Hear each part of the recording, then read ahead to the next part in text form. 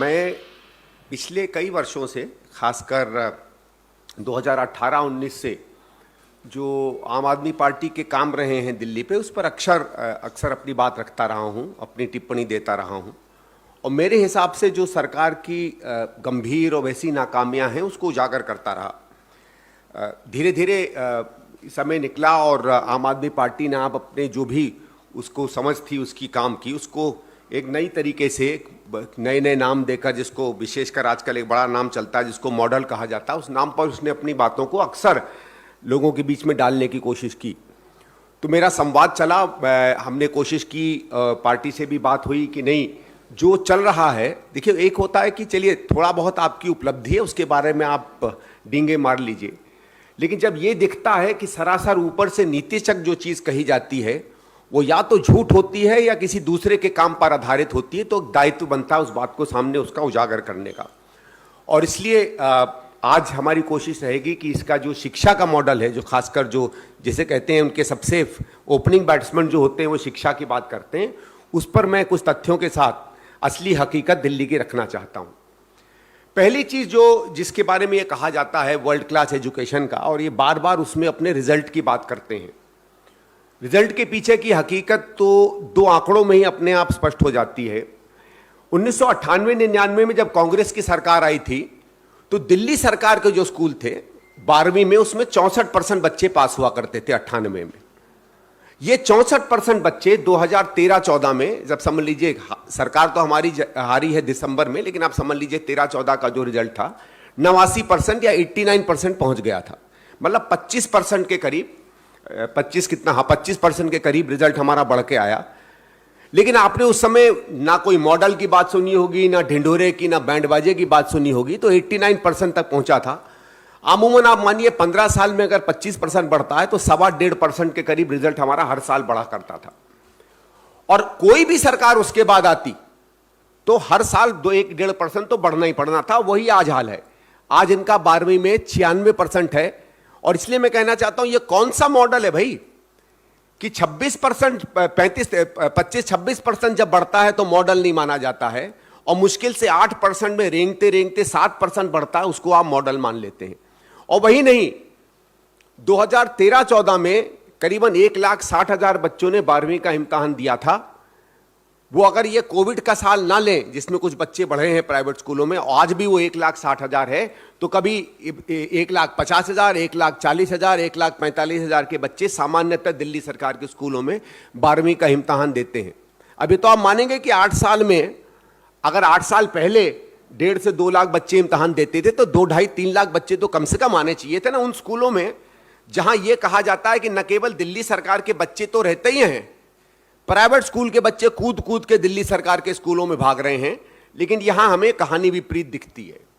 चलिए साहब, 12वीं में मुश्किल से ये वो गति रख पाए जो हमारी सरकारों ने 15 साल रखा था। पर अब आते हैं 10वीं पर, और जो लोग शिक्षा जानेंगे वो जानेंगे कि 10वीं जितनी यंग क्लास की होती है वो शायद ज्यादा महत्वपूर्ण क्लासें होती हैं। 1998 में दिल्ली सरकार के बच्चे का जो पास परसेंटेज था 10वीं के बोर्ड इम्तिहान में, वो 34% था। यही 34% 2010, मैं आपको बताऊंगा मैं 2010 का आंकड़ा क्यों ले रहा हूं। 2010 में 34% का पास बढ़ के गया 89% पर, 88 से 89% पहुंचा। मतलब समझ लीजिए 55% के करीब नंबर बढ़े। और तब भी आपने पिटता हुआ ढोल नहीं सुना होगा कहीं, ना इश्तहारों में सीएम साहब को देखा होगा, ना हमारे बच्चों को झंडा लेते भागते देखा होगा, ना किसी विदेशी से आर्टिकल लिखते हुए पाए होंगे, ना उसके हमने इश्तहार पाए होंगे। 2010 के बाद यही आंकड़ा 89% से 99% पहुंचा। लेकिन हम वो 99% को केजरीवाल की तरह अपनी उपलब्धि इसलिए नहीं बताते हैं क्योंकि 2010 के बाद जब आरटीई आया तब 10वीं के बोर्ड इम्तिहान ही खत्म हो गए और इंटरनल एग्जाम होने लगे। और इंटरनल एग्जाम में आप जानते हैं हर बच्चे को पास कर दिया जाता है। जैसे पिछली साल केजरीवाल के भी 10वीं के रिजल्ट 98-99% थे क्योंकि इंटरनल थे। लेकिन जब आज से 3-4 साल पहले मोदी सरकार ने कहा कि नहीं 10वीं में भी बोर्ड इम्तिहान होने चाहिए, तो सबसे पहले बार जब बोर्ड इम्तिहान होता है दिल्ली का, तो केजरीवाल मॉडल के अंदर आप लोग अचंभित रह जाएंगे, 10वीं का पास परसेंट गिरता है 72% पर, उसके अगले साल 80% पर, और इस साल 81% पर। अब ये आंकड़ा क्यों नहीं दिखाते हैं भाई? ये 20% जो हमारे समय में 89% हो गया था, जो मेरे ख्याल से बढ़ के कम से कम 95, 96, 97% तो आज हो ही जाना चाहिए था, वो बढ़कर 80% पे आ जाता है। यानी 20% दिल्ली का बच्चा अपना भविष्य 10वीं में ही बर्बाद कर लेता है। और इसमें एक और आंकड़ा मैं आपको देना चाहता हूं, जिस बात का विशेष ध्यान रखिएगा। आप लोग तो सब जानते हैं, शिक्षा के बारे में जानते हैं, शिक्षा में एक नंबर होता है जिसको ड्रॉप आउट रेट कहा जाता है। मतलब एक कक्षा से जब दूसरी कक्षा में बच्चे जाते हैं तो उनकी संख्या में कितनी कमी आती है या कितने बढ़ते हैं। तो स्वयं दिल्ली सरकार के आंकड़े जो पार्लियामेंट के एक सवाल में पार्लियामेंट में भी प्रस्तुत किए गए थे, और उसके बाद किसी दिल्ली सरकार के मंत्री ने उस आंकड़ों पर सवाल नहीं खड़ा किया था। 9वीं से 10वीं जाने का जो ड्रॉप आउट रेट है वो 14 से 15% है। ये अभूतपूर्व है हिंदुस्तान में कहीं। और ये इसलिए करते हैं क्योंकि ये जानकर, मैं आपका सीधे सीधे इल्जाम लगाता हूं, जो बच्चे इनके सिस्टम में ये समझते हैं काबिल नहीं होते पास करने के, इनको ये 9वीं में ही रोक लेते हैं। तो माना जाए तो 80% आज भी पास नंबर नहीं है। अगर 9वीं के हिसाब से माने तो आज भी इनका पास परसेंट 65 से 70% है। अब इन दो आंकड़ों को अगर आप पास का ही ले लेंगे तो आप रंग रोगन कर लीजिए स्कूलों में, पेंटिंग कर लीजिए स्कूलों में, उनकी जितने फर्श हैं उसमें आप कालीन बिछा दीजिए, आप संगमरमर लगा लीजिए, आप एक की जगह 3 का पंखा डाल दीजिए, कोई फर्क नहीं पड़ता अगर हमारे बच्चे पास नहीं हो रहे हैं। ये तो बात होती है जहां तक इनके रिजल्ट्स की बात आती है। और आप देखिएगा जब भी ये ढिंडोरा पीटते हैं कभी 10वीं का, तो रिजल्ट बताने में ही ये लोग दूर भागते हैं।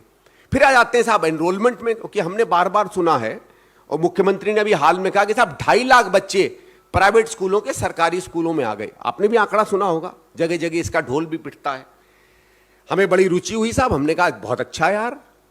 दिल्ली सरकार में जब कांग्रेस की सरकार आई थी तो दिल्ली सरकार में 8 लाख बच्चे पढ़ते थे, और जब शीला जी को आप लोगों ने हराया दिल्ली में तो 16,20,000 बच्चे पढ़ते थे। 4 से 5% पर एनम जो है बढ़ता चला जाता था। याद रखिएगा हमारी पॉपुलेशन ग्रोथ है 2.5%, बच्चे बढ़ते थे 5% के करीब। और अगर 5% का हम आंकड़ा मान लें कि 4 या 5% पे आमानता बढ़ता चला जाना चाहिए, तो इस समय करीबन 21-22 लाख बच्चे होने चाहिए थे दिल्ली सरकार के स्कूलों में, बल्कि ज्यादा, क्योंकि न केवल वो आ रहे हैं जो आ सकते थे, 2.5 लाख तो सरकारी प्राइवेट के भी बच्चे कूद कर आए हैं। लेकिन अगर केवल लास्ट ईयर का आप आंकड़ा ले लें, इस साल तो कोविड के कारण पूरे हिंदुस्तान में गवर्नमेंट सिस्टम में बच्चे बढ़े हैं, तो पिछले साल 15 लाख थे और इस साल 16,10,000 थे। अब ये कौन सा सिस्टम है भाई जिसमें 8 साल पहले से भी बच्चे कम हो जाते हैं, 2.5 लाख बच्चे प्राइवेट से भी ज्वाइन कर लेते हैं, फिर भी ओवरऑल बच्चे कम हो जाते हैं। मुझे तो यह आंकड़ा मेरी समझ से बाहर है, और इसलिए दिखता है कि सारी की सारी शिक्षा प्रणाली की गुणवत्ता केवल इश्तहार में और बैंडबाजे में है और कहीं नहीं है। नहीं तो कोई मुझे समझा जी दे कि जहां आज 21 से 22 लाख बच्चे होने चाहिए थे, वहां 16 लाख बच्चे क्यों है, या 6 लाख बच्चे कहां चले गए। यही 10वीं के रिजल्ट्स का भी है, यही 12वीं का रिजल्ट्स का भी है, यही एनरोलमेंट का है। चलो साहब ये सब छोड़ देते हैं, और इनका जो शिक्षा का मॉडल है तो मैं इसको तो एक पुराना नाम देता हूं जिसको मैं ठेकेदारी का मॉडल कहता हूं। इनका सारा काम ठेकेदारी का और कुछ नहीं है। इन्होंने कहा साहब, आपको याद होगा इनके मैनिफेस्टो में कहा था 500 नए स्कूल हम बनाएंगे। चलो 500 नहीं बनते, उसका 10% बना देते। 15 साल जब कांग्रेस की सरकार थी, हमने 142 नए स्कूल बनाए थे, नई बिल्डिंगें, नए प्लेग्राउंड, नई जमीनें। ये वो स्कूल नहीं थे कि इवनिंग के साथ मॉर्निंग के साथ इवनिंग जोड़ दिया तो उसे 2 स्कूल बना दिए। ये पूरे के पूरे 142 नए स्कूल बने थे। इनके समय में, हमारे समय में 1006 स्कूल थे, आज 1026 स्कूल हैं। अब ये कौन सा क्रांतिकारी परिवर्तन हो गया साहब। फिर ये दिखाते हैं कि हमने रंगरोगन बहुत सुंदर किया, बहुत अच्छे से हमने उसमें कलाकृति की, नए नए स्कूल बनाए, और 24,000 25,000 का ये आंकड़ा दिया करते थे कमरे का। वो तो बड़ा अच्छा लगा मुझे जब कल परसों टाइम्स ऑफ इंडिया ने छापा कि 24,000 तो छोड़िए, जब आरटीआई से पता किया तो 7,000 कमरे, और 7,000 कमरों में भी जब पता चला तो पता चला कि 4,000 कमरे हैं, क्योंकि इन्होंने टॉयलेट को भी कमरा दिखा दिया, प्रिंसिपल के दफ्तर को भी कमरा दिखा दिया। और ये इनकी पुरानी आदत है, ये कि क्या चीज क्या है, इसको क्या दिखाना, इसकी पुरानी आदत है। मैं एक दूसरे विषय को लेकर इनकी ये जो आदत है ना, क्या चीज क्या है और उसको क्या दिखाने की, उसमें एक छोटा सा उदाहरण मैं आपके सामने दे देता हूं। आप चाहोगे तो ये रिपोर्ट भी मैं आपको दिखा देता हूं। विधानसभा में पूछा गया कि साहब कितने फ्लाईओवर और कितने ब्रिज जो हैं केजरीवाल साहब ने बनाए, अब कुछ तो दिखाना था। तो इन्होंने विधानसभा में जवाब दिया 24 का, और 24 की लिस्ट में आपके सामने पढ़ देता हूं। इसी से पता चल जाएगा कि इनकी पूरी जो जादूगरी है वो रिपोर्टिंग की कैसी है और हकीकत की कैसी है। एक लिस्ट ये देते हैं, ये लिस्ट मेरे सामने है, कोई चाहेगा तो इसको देख लीजिएगा। पहले 8 ही मैं आपके सामने पढ़ देता हूं। Elevated road over Barapullah. अबे बारापुल्ला की कब बनी थी साहब? आपको याद होगा, ये वही बारापुल्ला की जवाहरलाल नेहरू से सड़क थी जिसकी सीएजी की रिपोर्ट शीला जी के समय आ गई थी, जिसकी रिपोर्ट भी मैडम के समय आ गई। उसको ये क्लेम करते हैं कि इन्होंने बनाई थी। दूसरा आता है आश्रम से नोएडा के फ्लाईओवर में रैंप ए, आश्रम से नोएडा के फ्लाईओवर में रैंप बी, आश्रम और नोएडा के फ्लाईओवर में रैंप सी, रैंप डी, रैंप ई, रैंप एफ, रैंप जी। यानी अगर आपने घर में 3 जगह से सीढ़ियां बना दी तो ये कहेंगे 3 घर हैं हमारे पास, क्योंकि दक्षिण से भी चढ़ते हैं, उत्तर से भी चढ़ते हैं, पूरब से भी चढ़ते हैं। अब ये तो साहब इन्हीं की कहानियां हो सकती हैं। मैं मानता था कि साहब 19 का 20 हो जाता है, लेकिन 19 का 19,000 हो जाए, ये तो यही मॉडल हमको दिखाता है। ये तो रही इनकी शिक्षा की कहानी। जहां तक इंफ्रास्ट्रक्चर की बात है, मैं आपको इस बात से अपनी बात अंत करूंगा कि इन्होंने आज जो बताया है 7 से 8 कमरों का, यह भी केवल जो काम कांग्रेस की सरकारों में हुआ करता था उसके ऊपर केवल इन्होंने लीपापोती की है। मैंने आपको रिजल्ट्स में बताया कि 12वीं के रिजल्ट्स हमारे समय के रिजल्ट से भी बदतर निकले। बच्चे आने तो जे स्कूल में वो हमारे से कम 8 या 9 लाख कम हो गए, 6 लाख कम हो गए। हमारी 10वीं में जो रिजल्ट्स आने थे वो तब से गिर गए, वो भी तब मैनेज कर पा रहे हैं जब बच्चों को स्कूलों से बाहर कर देते हैं या इम्तहान नहीं देने देते हैं। आज टीचरों में ये हाल है। जो बात करते थे कि हम नौकरियां दिया करते हैं, इन्हीं की आरटीआई से जो मेरे पास है मैं आपको दिखाना चाहूंगा। कांग्रेस के समय में करीबन 7 या 8 हजार के करीब रिक्त पद थे हर पूरे स्कूलों में मिलाकर, टीजीटी और पीजीटी मिलाकर। आज कुल रिक्त पद जो हैं 20,000 हैं। आप समझ लीजिए 1000 स्कूल हैं और 20,000 पद रिक्त हैं, मतलब हर स्कूल में 20 टीचरों की कमी है। ये तो ऑफिशियल डेटा है। उसके ऊपर प्रिंसिपल कितने कम हैं, करीबन 800 के करीब तो मैंने सुना प्रिंसिपल कम है। उसमें बाकी चीजें, उसमें तो मैं जाना ही नहीं चाहता। और जो बात मैं आखिरी में बताना चाह रहा था कि जो ये बार बार आपने देखा होगा तस्वीरें दिखाते हैं बहुत सुंदर स्कूलों की, तो मैं केवल 2007 से लेकर 11 के बीच में दिल्ली सरकारों में 12 से 14 हजार कमरों पर यह काम हुआ था। मैं कुछ की आपको तस्वीर दिखाता हूं। बड़ी मुश्किल से ये तस्वीरें मिली, क्योंकि मुझे बड़ी दिक्कत थी कि ना मैं, ना उस समय के हमारी मुख्यमंत्री जी, ना हमारे मंत्री, ना हमारे कांग्रेसियों में ये जो सेल्फी कल्चर था ये था नहीं तो हम भी काश जिस स्कूलों में जाते अगर सेल्फियां ले लिए होते तो हमारे पास भी ये फोटो होती। तो मैं आग्रह करूंगा, 1 सेकंड भैया, जरा 1 मिनट उसको चला देंगे। केवल मैं आपके माध्यम से हिंदुस्तान को भी दिखाना चाहता हूं कि जिन कमरों की तस्वीरों को देखिए, ये भी इसी तरह की तस्वीरें दिखाते हैं, पुरानी बिल्डिंगें और नई बिल्डिंगें। ये बिल्कुल वही है जो तब भी वही होता था, आज भी वही होता। आगे चलिए। इसी तरीके का बदलाव, ये नए स्कूल उस समय भी बन रहे थे, आज भी वही बन रहे हैं। आगे चलते रहो भैया। ये बिफोर आफ्टर की तस्वीरें हैं, ये बिफोर आफ्टर की तस्वीरें हैं। मैं ये केवल आपको छोटा सा दर्पण देना चाहता हूं। कम से कम 40-50 स्कूलों की जो बड़े मुश्किल से मुझे मिल पाई, वो तो मेरे पास संग्रह करके रखी हुई हैं। बाकी किसी को आवश्यकता हो, एजुकेशन डिपार्टमेंट से आप तस्वीरें ले लीजिएगा। अपने आप पता चल जाएगा कि ना इंफ्रास्ट्रक्चर में ये बेहतर कर पाए, ना रिजल्ट में ये बेहतर कर पाए, न टीचरों में ये बेहतर कर पाए, न गुणवत्ता में ये बेहतर कर पाए। और जहां तक रिजल्ट की बात है, पहले से घटिया रिजल्ट एक शिक्षा प्रणाली का रहा है। कहने को पानी व्यवस्था में जो बर्बादी हुई है वो मैं अभी नहीं जाना चाहता। इंफ्रास्ट्रक्चर में जिस तरह से दिल्ली आज चरमरा रही है उसमें नहीं जाना चाहता। हमारा एम्प्लॉयमेंट रेट जो सुना है कि 12.5 लाख नौकरियां इन्होंने दी हैं, उसमें एक आंकड़ा मैं केवल आपके सामने, बल्कि 2 इंटरेस्टिंग आंकड़े बताता हूं। हमारे समय में 2014 में अनएम्प्लॉयमेंट सर्वे में दिल्ली में 4.4% जो है अनएम्प्लॉयमेंट माना जाता था। यानी 25 लोगों में एक व्यक्ति जो है बेरोजगार हुआ करता था, हर 25 में। आज का आंकड़ा, और ये कोविड के पहले का मैं बता रहा हूं, समझ लेते हैं कोविड में बर्बादी हुई होगी, 11% था ये। मतलब हर 10वां बच्चा आज सड़क पर बेरोजगार घूम रहा है। तो कौन सी इन्होंने 12-12.5 नौकरियां दी हैं वो तो मैं नहीं जानता हूं, लेकिन इनसे जब हमारे एक मित्र ने आरटीआई में पूछा कि साहब चाहे एम्प्लॉयमेंट एक्सचेंज ले लीजिए, चाहे बाकी एक्सचेंज ले लीजिए, तो उसमें बताइए पिछले 8-9 साल में आपने कितनी नौकरियां मुहैया करवाई। तो मुझे आरटीआई पे खुद विश्वास नहीं हो रहा है, क्योंकि इतनी निकम्मी सरकार तो हिंदुस्तान में कहीं नहीं रही होगी। लेकिन फिगर आया 440 का। अब 12.5 लाख 440 कैसे हो गए, या तो हो सकता है कि आरटीआई डिपार्टमेंट में जैसे ये कहते हैं ना कि साहब बाहर से मिली भगत हो गई होगी, एजेंट मिल गए होंगे, क्या होंगे वो यही जाने।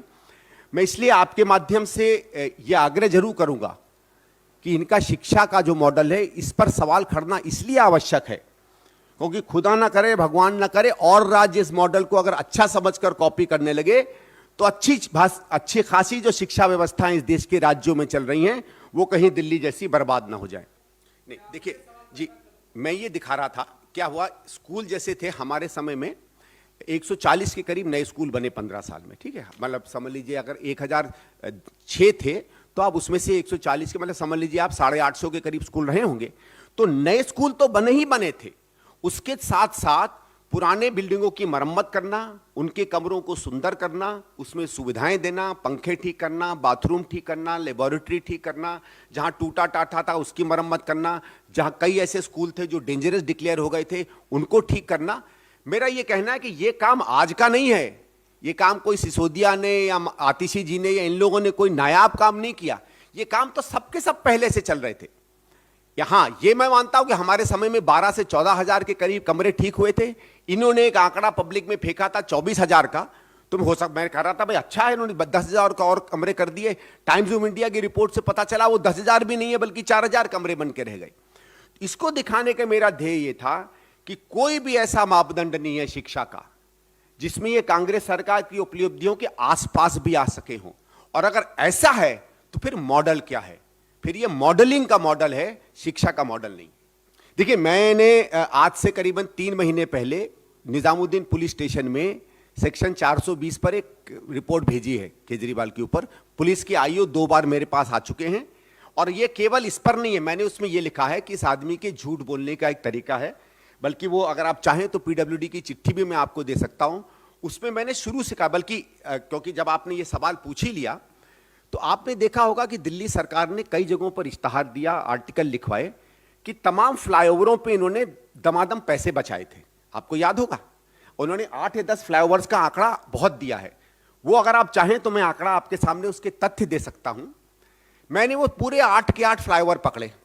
उसमें इन्होंने ये कहा कि साहब शीला जी के समय में, जैसे एक उदाहरण देता हूं, एक फ्लाईओवर है 402 करोड़ रुपया वो खर्च करना चाहती थी, मैंने उसको 280 करोड़ में बना दिया, और 120 करोड़ में दिखाते हैं कि सत्येंद्र जैन जी, ईश्वर उनकी मेमोरी ठीक करे, जल्दी उनको ये आंकड़े फिर से याद आए। हो सकता है आंकड़ों की उनको दिक्कत तभी आ गई होगी इसलिए झूठ आंकड़े बोलने लगे होंगे, तो मेमोरी लॉस इसमें तो उन्होंने दिखाया ही दिखाया, बाकी वो क्या पुलिस को बोलते होंगे।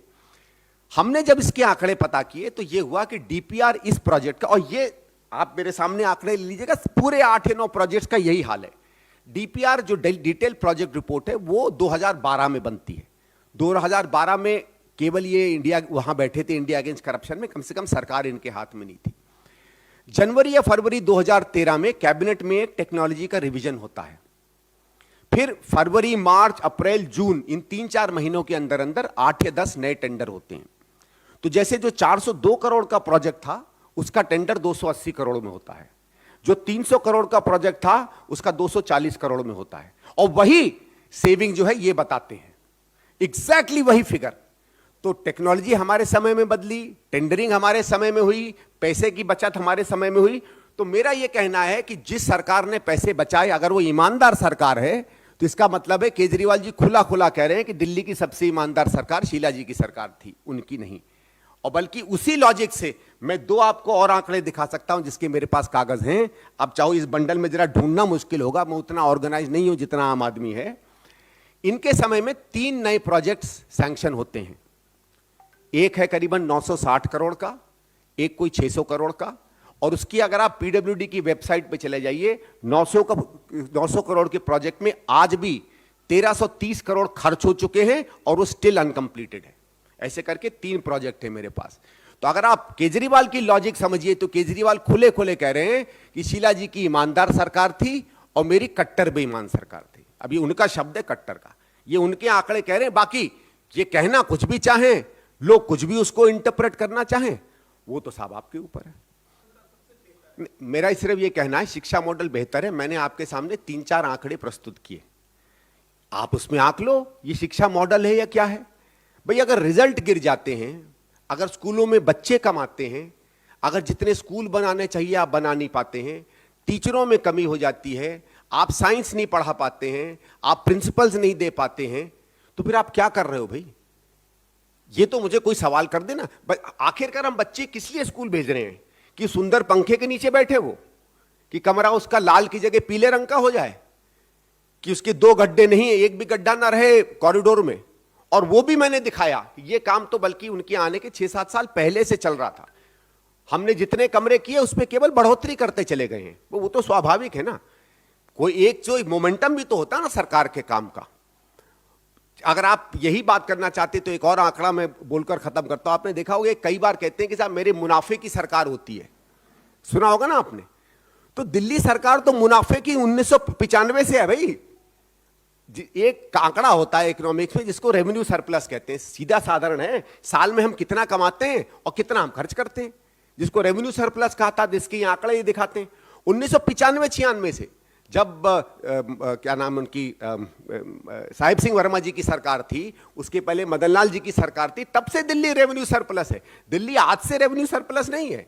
वो दूसरी बात है कि ये पहला साल है जब दिल्ली रेवेन्यू में भी डेफिसिट में गया है। ये पहला साल है इसके इतिहास में। लेकिन और रेवेन्यू सरप्लस में आपको बता दूं, सबसे ज्यादा रेवेन्यू सरप्लस दिल्ली सरकार का अगर किसी साल में हुआ था तो 2010-11 में हुआ था, जहां कॉमनवेल्थ हुआ था। जिस साल 10,011 करोड़ का हमारे पास रेवेन्यू सरप्लस था। आजकल कभी 6,000 करोड़, 2,000 करोड़, 3,000 करोड़, 7,000 करोड़ का रेवेन्यू सरप्लस होता है। और सरप्लस तो होगा ही ना साहब। हम अपने अधिकारियों की पेंशन नहीं देते हैं, वो भारत सरकार देती है। दिल्ली सरकार के अधिकारियों की भी भारत सरकार पेंशन देती है। हम पुलिस में पैसा नहीं खर्च करते। और जो 3 बहुत बड़े गड्ढे हैं और प्रदेशों में, एग्रीकल्चर पे हमारा 0 खर्च है, इरिगेशन पर हमारा 0 खर्च है, और रूरल डेवलपमेंट पे हमारा 0 खर्च है। जो खर्च ही नहीं होगा तो रेवेन्यू सरप्लस होगा ना। लेकिन 2 आंकड़े तो कभी आप इनसे पूछ लीजिएगा ना, कि जो डीटीसी हमारे समय में 16-17 हजार करोड़ के नुकसान पर चलती थी, जब हमने बसें खरीदी, जब हमने बस स्टॉप ठीक किए, जब हमने सीएनजी की प्रणाली लागू की, वो आज 40,000 करोड़ के घाटे पे कैसे पहुंच गई है? बस आप खरीद नहीं पाए। ठीक है, आप तो ईमानदार सरकार भी हैं, तो आपके समय में 22-25 हजार करोड़ का नुकसान कैसे हो गया केवल 6-7 साल में, जब आपने काम कुछ नहीं किया? पैसा कहां जा रहा भाई? दूसरा, मैं दिल्ली जल बोर्ड की बात कर लेता हूं। दिल्ली जल बोर्ड का जब हमारी सरकार हटी थी तो पिछले 50-60 साल में दिल्ली सरकार बोर्ड का करीबन 18,000 करोड़ का लॉस था। आज वो 60,000 करोड़ पे है। अगर केवल आप डीटीसी और दिल्ली जल बोर्ड को ले लीजिए तो 1,10,000 करोड़ के घाटे पे दिल्ली सरकार चल रही है। 3.5 लाख करोड़ के घाटे पे पंजाब में त्राही त्राही हो रही है, जो हमसे समझ लीजिए डबल का स्टेट है। उसके आधे स्टेट में होके ऑलरेडी हम लोग 1,10,000 करोड़ के घाटे पे हैं। 8 या 10 साल में क्या होगा दिल्ली में, अब आप ही इमेजिन कर लीजिए। वैसे साहब ये तो आप समझिए कि शेर भाग गया चूहा पकड़ रहे हो। मतलब 20 करोड़ तो दिल्ली जल बोर्ड में, अगर आप दिल्ली जल बोर्ड के अधिकारियों से कह दें कि उनकी सरकार ने 20 करोड़ का गबन किया तो हंसने लगेंगे। वहाँ तो 20 करोड़ का शायद दैनिक गबन होता है। मेरा ये कि मैं एलजी साहब से भी आग्रह करूँगा कि जिस तरीके की खबरें हमें कम से कम दिल्ली सरकार में व्यापक भ्रष्टाचार की आ रही हैं, अगर गंभीरता से उस पर वो काम करते हैं तो 20 करोड़ क्या, उसके इसके 10 गुना भी उनको उदाहरण मिल जाएंगे।